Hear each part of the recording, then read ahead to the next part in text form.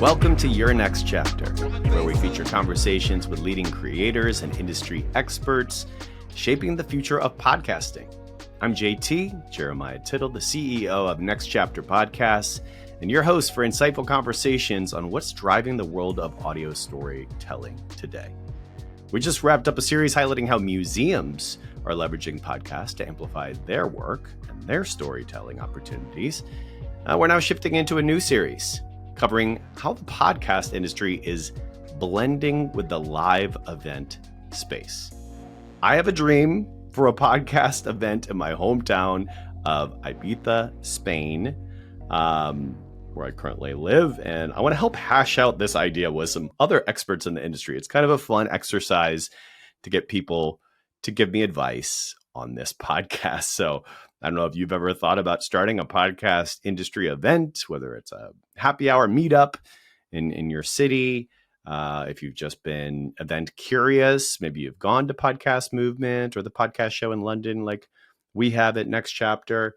But I'm just so inspired by that. And being a digital nomad as I am, we're going to get into this with every guest. And the guest today is, I think, the perfect guy to be talking to right now. Super hot news, hot off the press, as they say, about his organization, which we will get to. But to start this series, we're talking to Scott Newman, the founder of On Air Presents, a hybrid creative studio and events company that lives at the intersection of sound, story, and spectacle.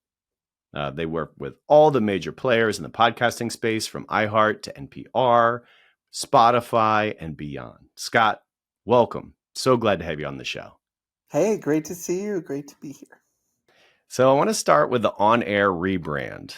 I mean, what else are we going to talk about? There's a million things we could talk about, but pertaining to you, and I'm just so curious, how long this was in the works. Most importantly, why rebrand? It's less of a rebrand and more of a restructuring of what we do as a company. So, On Air Fest was started 8 years ago as an event, a manifestation of me and the creative team's own interests and point of view in podcasting and storytelling and, creativity, based in Brooklyn. And we are a creative agency that was called Work by Work. And, we work for brands. We work for cultural organizations like museums, like MoMA and Brooklyn Museum. We work with, big tech brands like Netflix and Amazon and Sonos. We work with hospitality brands like the Standard Hotel and Ace Hotel. And, we work on behalf of their marketing goals as a creative branding and content agency. And what's been happening over the last few years is On Air Fest itself, as its footprint has expanded, more people are coming to the events, more brands want to sponsor, more content companies want to be a part of it in terms of programming. And at the same time, our clients on the agency side, they really want to work with groups that have a point of view, that have a niche or a kind of specialty in their category. And the best representation of that for us is On Air Fest. So we're expanding more than rebranding, expanding from a festival to a cultural organization, from a yearly flagship event to a kind of always on events and creative company, and from a dedicated agency to an integrated agency where we can work with partners across video, social, audio, events, branding, marketing, and bring that on-air flavor to all the projects that we do. I love that. Yeah, it's lore for me. I've yet to go. And so Okay. would you I'm so excited to hopefully go in February and talk to you Great. about this, because I've heard nothing but good things. And just to hear all that you're, working on in terms of the, new iteration here, the expansion, as you put it, is really exciting. How would you describe to someone like me who's never been, say I'd never heard about it, what is On Air Fest? On Air Fest is a festival of, storytelling and creativity. And, it's rooted in podcasts, and it really comes from audio, voice, narrative kind of sensibility and background. We believe in the power of the human story. We believe in the power of narratives and hearing people in their own voices. And, we were part of podcasts, rise in culture over the last 8+ years. But also, it's not a podcast, it's an event. So it's experiential. When you come to On Air Fest, there are things to sit in on and listen to. There are things to interact with. There are performances to get immersed in. There's technology that you can play with. There are multiple spaces where you can kind of discover new things. And then, of course, meet a lot of people, creatives, artists, podcasters. There's a kind of media/podcast industry set of people that come and network and kind of do different things related to the projects that they're, their own work. And then there's kind of consumer/cultural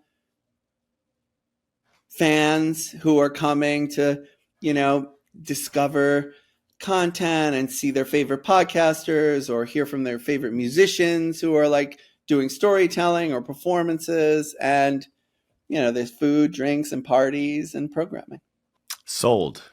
Also, you have attracted the Ambies, the award ceremony that I'm so fortunate the last 2 years. Our projects have won Ambies in back-to-back years. I hope we can make a three-peat, please, fingers crossed. But how great is that? I mean, I think that's one huge attraction, at least, that I'm super excited about. Yeah, I mean, the Ambies is such an important event and awards program. It's going into its 5th year. We branded TPA when it launched, the Podcast Academy. Really? So our agency at that time was the strategic, partner to help kind of codify what the Podcast Academy stands for as they, get ready to release the Ambies originally. And, of course, we feel very invested in the Podcast Academy because of that, and have for a number of years.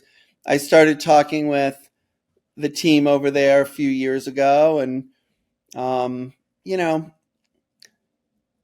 there's still a opportunity for an awards show/event that measures up to the cultural prowess of what you see in film and music, for example. And I think we're looking to bring a little bit of edge to the Ambies, a little bit of fashion, and a little bit of culture, and a little bit of buzz. And it's less on air and maybe also more Brooklyn, and what it means to be in Brooklyn, really one of the epicenters of podcasts and certainly media at large, at a time when media is changing and, culture is shifting, and podcasts are at the center of it. So we're very excited to throw an amazing party to celebrate incredible work from creators and podcasters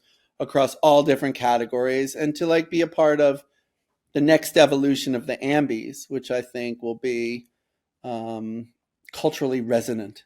I love that. If no one asks me who am I wearing, then I feel like I haven't attended. I think now have you picked your outfit yet? No, I haven't. Well, I need a stylist now. Designer? I mean, yeah. I love that. No, this is cool. Let's go big time. I thought Tig Notaro did a phenomenal job hosting last year. A lot of self-deprecation about the podcast industry and maybe feeling second, third, fourth fiddle to other media, but no, it was very clever, very entertaining. Had a blast. But I am super excited and optimistic about this new integration, and I'm so glad I asked, because I didn't know about your you and the organization's influence and role with the Podcast Academy in the early days. So that's super intriguing. This is a nerdy podcast, by the way, Scott. I love podcasting and the podcast industry. So it's Yeah. really for folks who like to nerd out like me. So it gives me an excuse to talk to smart people like you. But I was going to ask you about Thank you for calling me events. smart. I'm also a nerd like you about podcasts. Okay, good. We're in the same boat. I love the word. I know I said I would get into it. Spectacle. I think the intersection of sound, story, and spectacle is how we want to kind of kick off the next line of questions for you about events. So, what makes a good podcast event? And if I don't know if you do on in every case, but how do you insert spectacle into it all? Mm. Well, what makes a good event is people and the experience that they have, and the experience that they have together, and also the programming. What brought them there, and how does it deliver on its own promise? To create something magical. It doesn't necessarily mean thousands of people. It could be a very successful event that has a lot of spectacle for 30 people, and I think one of the things that's special about On Air Fest is even though there are a lot of people that come, we do a lot of programming in small spaces. So it's almost like a lot of modular, intimate spaces that come together for the festival. And that is really appropriate sometimes for the kinds of intimate audio storytelling and creator storytelling that we present, and that has been so important for the space. I mean, the word spectacle is beautiful because it like leans into magic, and it leans into drama, and it means, special. And I think we're always trying to do something a bit more magical, a bit more special, certainly unique. If it's been done before, we want to do it differently, or we Love don't it. want to do it, you know? That's Um, cool. we also talk a lot about possibilities at On Air Presents. Um, you know, every time there's like a new project or a new podcast, it's not really codified until it's done.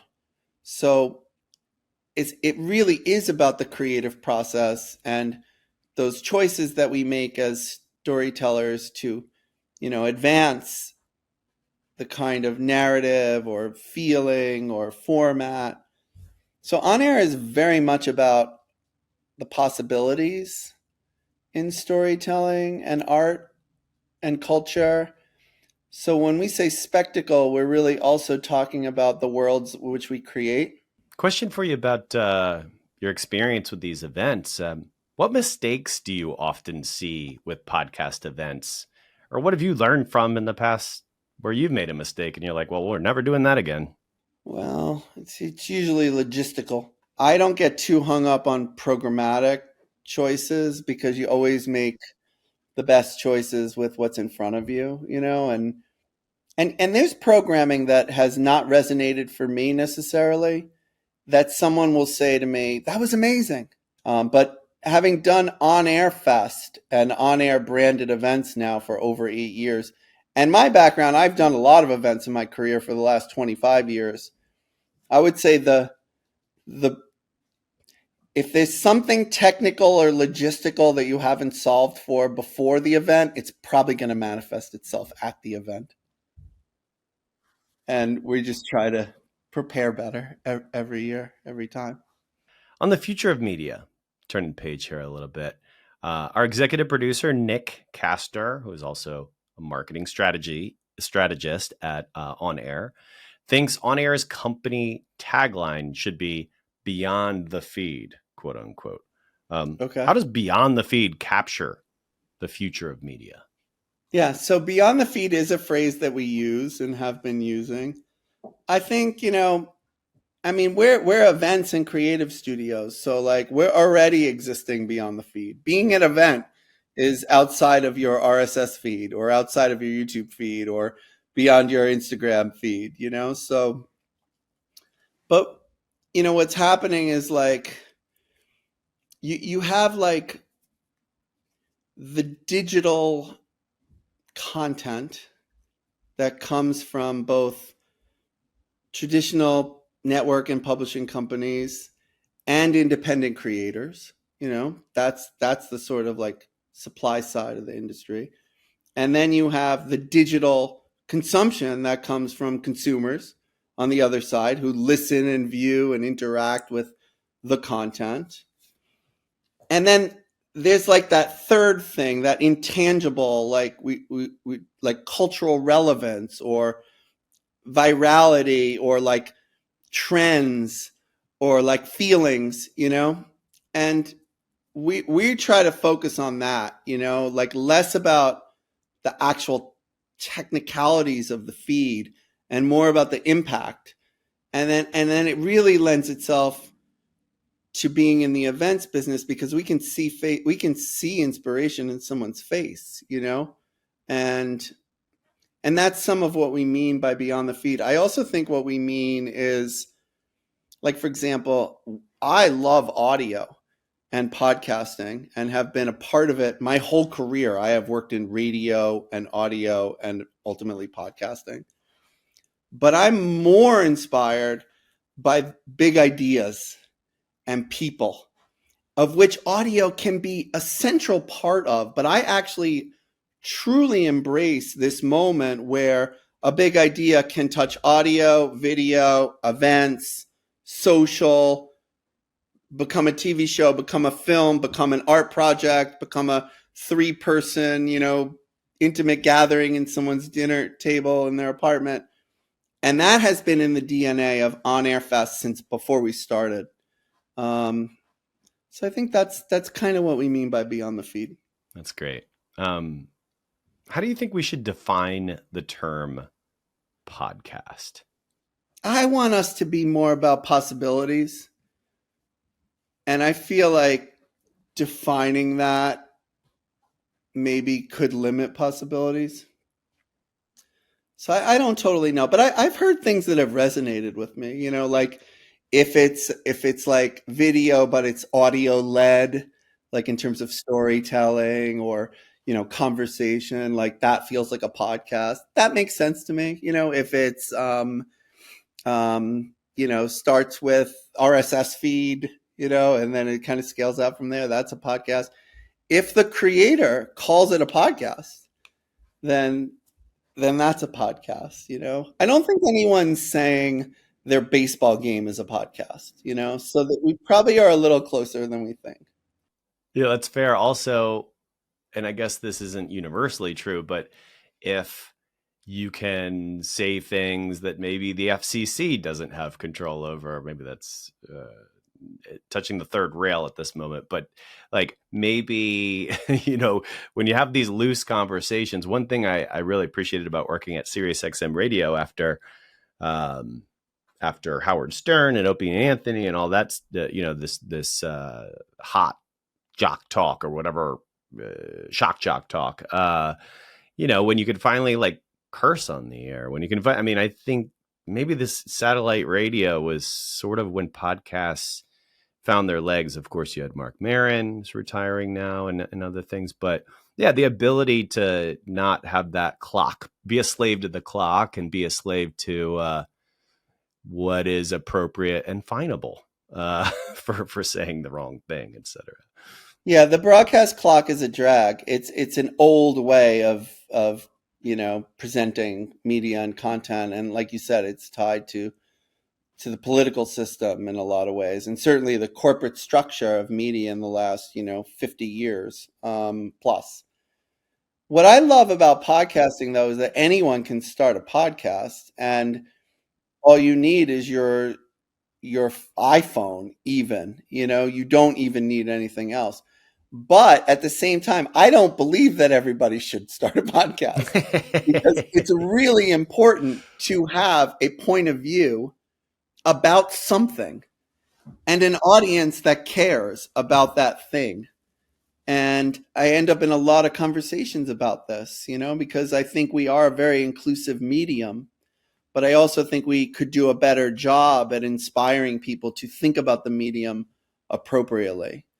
And that's exciting, and that changes every moment, so like we can always look at, well, what story do I have to tell today, and can it uniquely be told only by me, and how can I represent that, and then who is this for, and it can be for 10 people or it can be for masses, but like I think having those answers is what every storyteller should start with. Great advice for anyone, I think, considering getting into the game. There's some people who are overconfident, some people are underconfident. You get all types, but we're starting. You're helping to kick off a bit of a let's call it a mini season sub series here, where I ask smart people like you. I said it twice now. People who have experience with events specifically, to help me develop potentially a podcast conference here in Spain. I've been thinking about doing it. I've attended the podcast show in London the last 2 years.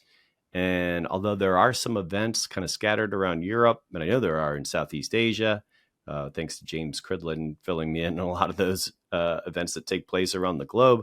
Now I'm just really intrigued by the possibility, specifically here in Ibiza, whether or not I, not just have what it takes, but like to be mentally prepared. I'd love to just pick your brain a little bit, ask you some questions if you're open to it.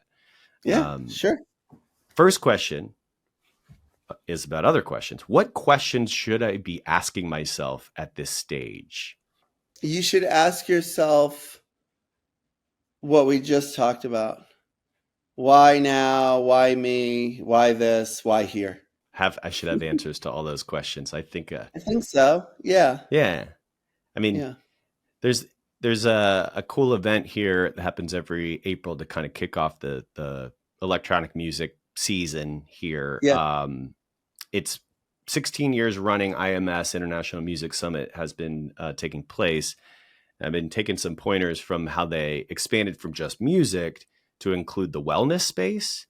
And so I feel like that's kind of the entry point to get a Aubrey Marcus and a Andrew Huberman or whomever because these types of biohacking folks maybe weren't accepted by the mainstream media in the beginning. So I just feel like that might be the window and or door into to building something here. There's a lot of people really into wellness. It's not just the cliche from the outside. So I appreciate you answered that first question. The second one I want to ask you, what partners should I be looking for? Like, what was important for you in the early stages of your of building On Air?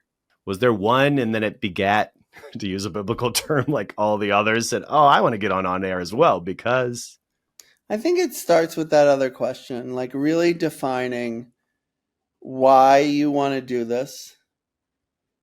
What is the version that only you can do? Who is it for? And why now? And I think from those answers, really everything comes, If you determine why here, because of the intersection of food and dance music and culture, well, then those are the partnerships you need to form, And if that's the audience, the intersection of,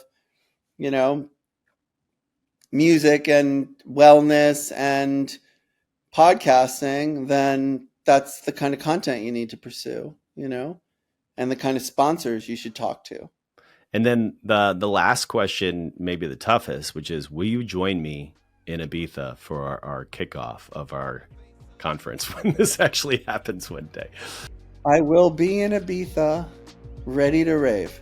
Yeah, baby. Okay. We got Scott signed up. Thank you, Scott, so much for letting me pick your brain a little bit on that. It's just been something that's been percolating for me every once in a while. A couple of podcasts have come out of this noggin that I just couldn't get off my brain until we made it, even if it took a year. In this case, who knows how long it's going to take, but I want to take my time and do it right. And talking again to someone who's built what you've built. And I just have to congratulate you on everything, just all the news that was coming out of podcast movement. end of August, I was pretty excited about the shakeup and where you ended up in the news headlines. It just further confirmed, what I considered to be, one of the standards in this industry. So thank you so much for giving me some time today, Scott. Appreciate it. It was amazing talking with you. I'm so happy about this conversation. All right. Well, thank you to all those listening to this episode of Your Next Chapter. I'm your host, JT. Our executive producer is Nick Kastner, edited by Justin Cortese. And we drop episodes bi-weekly. Please follow the show on YouTube or wherever you get your podcast. Thanks so much for listening.